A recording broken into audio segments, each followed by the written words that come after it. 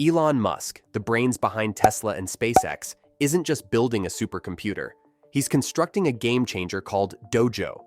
Initially designed to boost Tesla's AI for better self-driving cars, the real story goes deeper. Supercomputers, like Dojo, are the silent architects of our world, influencing global affairs since the 90s. Beyond flashy tech, these machines hold the keys to global influence. As Musk works on Dojo, questions arise. What's his grand plan? How will it shape not just Tesla but the world? Let's find out. Before delving into the intricacies of how supercomputers wield their influence over the world, let's lay the groundwork by understanding what these colossal machines are, how they function, and what exactly they do. First things first, a supercomputer isn't just a turbocharged version of your regular computer. You can't simply load up your PC with upgrades until it magically transforms into a supercomputer. That's not how it works. Supercomputers achieve their mind-boggling performance through a technique called parallel computing. Instead of relying on a single processor, they leverage the power of numerous smaller computers working together seamlessly to accomplish tasks faster and more efficiently. Picture it like an F1 pit crew. When a race car stops in the pit lane, all 4 tires are replaced in about 2.5 seconds. This speed is possible because a team of highly trained individuals collaborates in parallel, each performing a specific task. The same principle applies to supercomputers, where multiple processors work in unison to tackle immense calculations. Now, these supercomputers aren't your everyday devices for gaming, video editing, or creating content. They're primarily dedicated to scientific calculations, often referred to as high-performance computing, HPC.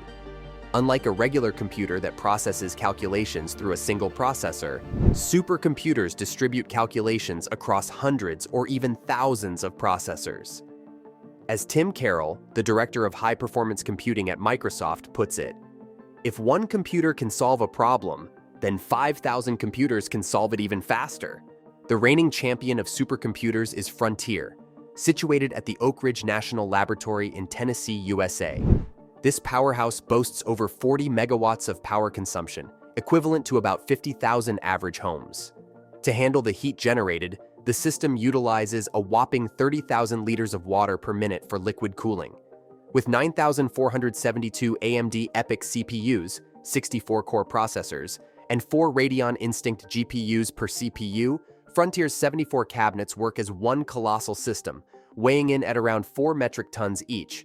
But what justifies the jaw-dropping costs and resources poured into supercomputers? In essence, these technological marvels can predict the future. Beyond that, they empower us to transcend the limitations of the human condition, allowing us to see and understand the previously unseen and unknown. Whether it's predicting the end of civilization, as an ancient supercomputer reportedly did in 1973, or shaping the complexities of our modern world, supercomputers play a pivotal role in the trajectory of humanity. Now let's dive into the intricacies of how supercomputers work and the fascinating tasks they tackle. The whole deal with supercomputers is to create a super detailed model of the world and understand how human actions impact it. This was a big leap because for the first time, we attempted to visualize the entire world as one giant system. This means dealing with a bunch of complicated variables. The output of this computer model wasn't a crystal ball or magic, but a set of graphs layered over a timeline from 1900 to 2100. The part from 1900 to 1973 was based on what we already knew, like historical data. After that, it gets interesting. The computer model predicted future trends and cause and effect relationships between different aspects of the world. For example, there were separate lines on the graph for human population, quality of life, and environmental pollution. Here's where the magic starts. The model forecasted that the human population would keep growing until around the year 2000, and then it would level off. At the same time, people's overall quality of life, including things like access to food, shelter, and income, would steadily decrease. From the 1980s onwards, the amount of pollution would shoot up like a rocket. The graph showed that around 2050, both population and quality of life would nosedive, bringing us back to the population levels of 1900. Basically, it painted a picture of the end of modern civilization as we know it. And get this, The model pointed to the year 2020 as a major turning point where things start to fall apart. Now remember, this is a basic study, not the final word on anything, just a computer's take on things. Now let's shift gears and imagine the huge leap in efficiency that supercomputers bring. Think about how many researchers and hours it would take to produce those complex graphs manually. With a supercomputer, you feed it data, and boom, it crunches the numbers and gives you a complex forecast in a jiffy. Now multiply that efficiency by 1,000,000 or even 10,000,000 times more processing power. That's a mind-boggling amount of data and variables you could include in a modern forecasting model. The more calculations a computer can make, the more accurate its predictions become. Here's where the magic starts. The model forecasted that the human population would keep growing until around the year 2000, and then it would level off. At the same time, people's overall quality of life, including things like access to food, shelter, and income, would steadily decrease. From the 1980s onwards, the amount of pollution would shoot up like a rocket. The graph showed that around 2050, both population and quality of life would nosedive, bringing us back to the population levels of 1900. Basically, it painted a picture of the end of modern civilization as we know it. And get this, the model pointed to the year 2020 as a major turning point where things start to fall apart. Now remember, this is a basic study, not the final word on anything, just a computer's take on things. Now let's shift gears and imagine the huge leap in efficiency that supercomputers bring. Think about how many researchers and hours it would take to produce those complex graphs manually. With a supercomputer, you feed it data, and boom, it crunches the numbers and gives you a complex forecast in a jiffy. Now multiply that efficiency by 1,000,000 or even 10,000,000 times more processing power. That's a mind-boggling amount of data and variables you could include in a modern forecasting model. The more calculations a computer can make, the more accurate its predictions become. Fast forward to the 1990s, when humans took on a massive challenge: decoding the human genome. The genome is like a blueprint for building a human, crammed into the nucleus of a single cell. To crack this code, researchers used supercomputers. In 2000, IBM dedicated the world's most powerful supercomputer exclusively to the Human Genome Project. This powerhouse could perform over 7 trillion calculations per second. That's 7 teraflops in tech lingo.